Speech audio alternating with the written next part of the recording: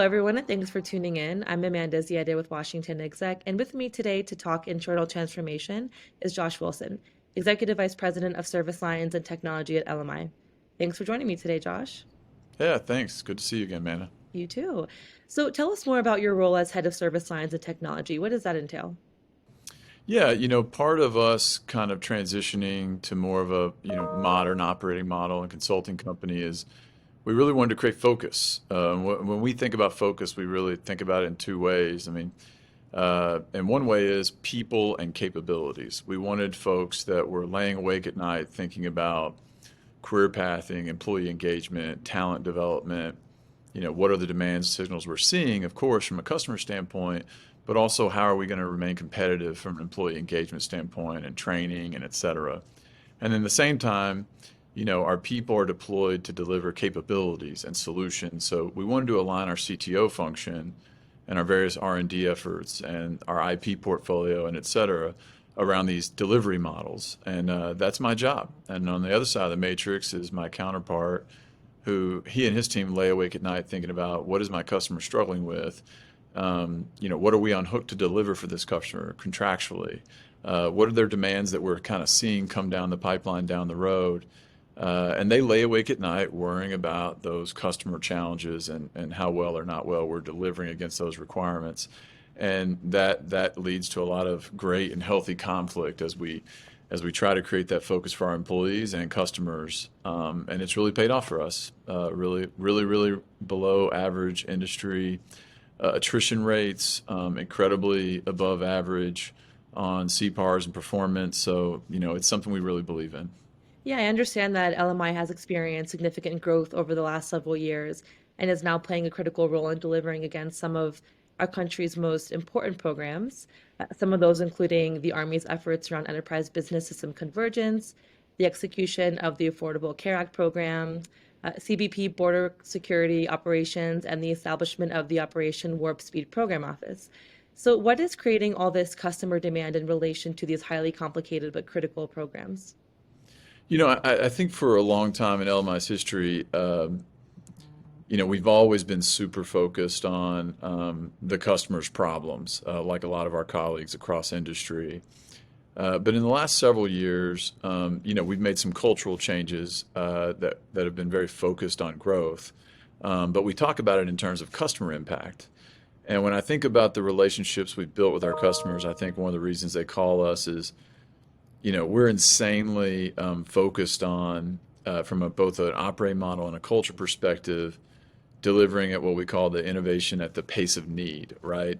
We're focused on time to value. And as we've dug into that and realized that's our number one goal, it's forced us to have some hard questions around, how are we set up to enable every employee to deliver value at the pace of need? And it starts first and foremost with not believing that you have all the right answers and really committing to developing an innovation ecosystem that's comprised of venture capital startups, technology partnerships, as well as academia and industry partners. And if your one goal is time to value, you recognize that a lot of those discussions, a lot of these hard problems our customers are facing, more folks need to be in the room than just yourself. And your ability to pull from that ecosystem relevant capabilities on demand is really what's, I think, separated us. And we're committed to that, right? It doesn't matter if you have one employee on your program or hundreds. That's the reach back services that we've built out, we've committed to, that every employee is committed to.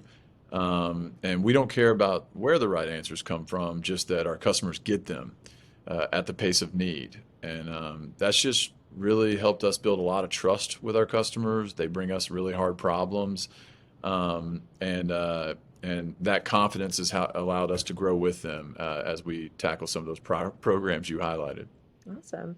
And so, what changes to your operating model and talent development programs were necessary? Um, you know, uh, Look, we LMI, not too long ago celebrated our 60-year anniversary, and we were founded on hardcore studies and analysis, and so we have, I think, some of the world's leading experts in in various, healthcare policy related areas in regards to logistics and cost engineering and financial management, and I could go on and on and on. In 60 years, you do that.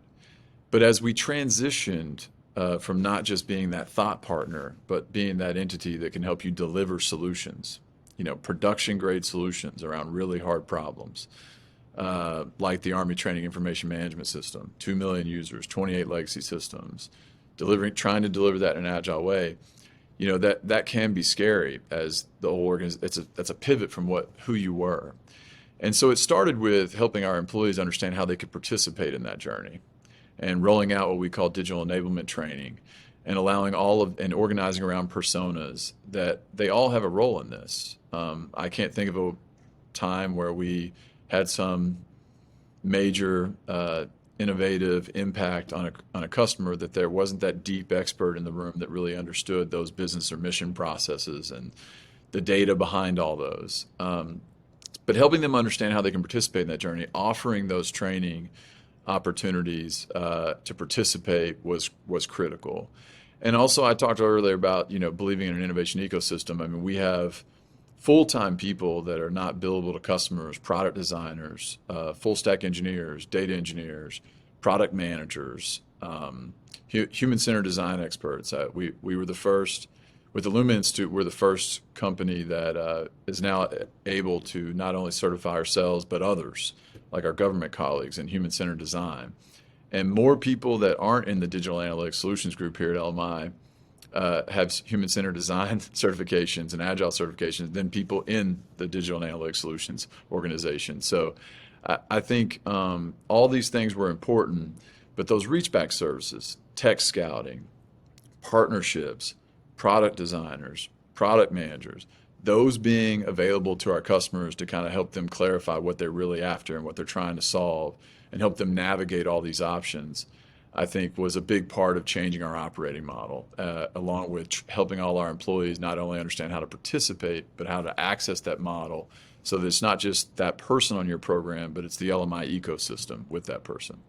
Wonderful. And yeah, like you alluded to, I know that since you joined LMI, the company has doubled in size, reorganized into a more flat and modern consulting model, and pivoted hard in the direction of digital solution delivery.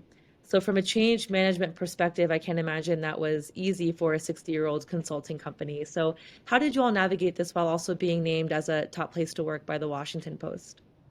Well, I think it starts with leadership, and Dave Zolette, a previous CEO, really helped us make some hard organizational changes, and as I alluded to earlier, create a more modern construct for how we're organized and create focus on people and capabilities as well as customers. And that was not easy, and I give him a ton of credit for that. But as Doug Wagner has come in and take over CEO, I think you also have to help the organization to understand the value of growth. And Doug has really done a good job of that, right? I mean, we promote very high teens percentage of our employees every year, and we invest millions in training and development and R&D and et cetera, and that's only possible if you continue to grow. These immense career pathing opportunities, the opportunities to engage in really cool R&D programs and et cetera require growth, and I think Doug has helped us embrace that as an organization and a culture. And I also think that, I have to give just the broader leadership team a lot of credit. I think we focus a lot on authentically showing up and caring about people when it's not convenient. And that builds a lot of trust. And you can accomplish a lot of hard, difficult conversations and changes and et cetera when you have a lot of trust. And that only happens when you authentically demonstrate you care. And I think this leadership team has done that when it was inconvenient and maybe didn't help the bottom line. And I'm grateful to be a part of something like that. Awesome, yeah. Well, pivoting to growth a little bit, LMI also recently acquired Synaptech, positioning the company as an important contributor to national efforts in maintaining space advantage. So, what went into that decision, and how does it fit into LMI's overall strategy? Well, first and foremost, I mean, they're just an incredible cultural fit. These are people that have been for a long time super committed to their customers and some of the most pressing challenges the space community faces from a national security perspective. That's what first and foremost excited us about them. A lot of the investments they made internally in relation to helping customers design resilient architectures for our space posture was really just a devoted commitment to creating solutions that allowed them to move faster than adversaries in regards to some of those pressing questions and do it in a way that helped our government leaders make decisions at the pace of need. And that just culturally really aligns with what we're trying to achieve here. And it was just a perfect marriage from that standpoint. That being said, we have been committed for a long time and continue to be committed to big challenge areas like contested logistics, which is a pretty critical underpinning of what our national security colleagues are facing as they tackle things like joint all domain command and control, right? All sensors, one network. Well, a lot of those networks and communications and GIS capabilities and et cetera rely heavily on the space capabilities that our country has built over many, many, many years. And so to be relevant in those discussions, it's hard to show up to those without any foundational understanding of that domain. And so that was the one domain that LMI did not really have a credible foothold in, understanding of, and et cetera. And Synaptech clearly fills that void. So lastly, I want to touch on some new hires. I see that LMI recently hired Jared Summers, who was a former CTO of the 18th Airborne Corps, and Chris Hagner, who was formerly focused on national security at Nevada and was a Accenture senior leader. So they've been hired as market-facing CTOs. How do they fit in this operating model? Well, look, at our size and as long as we've been around, there are always huge opportunities to take goodness that exists on one side of the portfolio and help customers become aware of how we could reduce the time to impact if we take advantage of things that their colleagues have done on the Air Force side or the Army side, or for that matter within the intelligence community. And so, with that in mind, these market-facing CTOs that not only bring a tremendous amount of context around the use cases that our customers are trying to organize around, but also will have the purview and visibility to be able to help our customers better take advantage of all these reach-back capabilities that we talked about earlier, and ensure that we're not recreating wheels and helping them understand the art of the possible as it relates to what their counterparts have done, but not only what impacts LMI has had in other parts of the portfolio. We also make millions of dollars worth of R&D investments every year, and these individuals will help us, define those opportunities, prioritize those opportunities so that we're, making the best bets possible that are going to have the highest impact possible on our customers.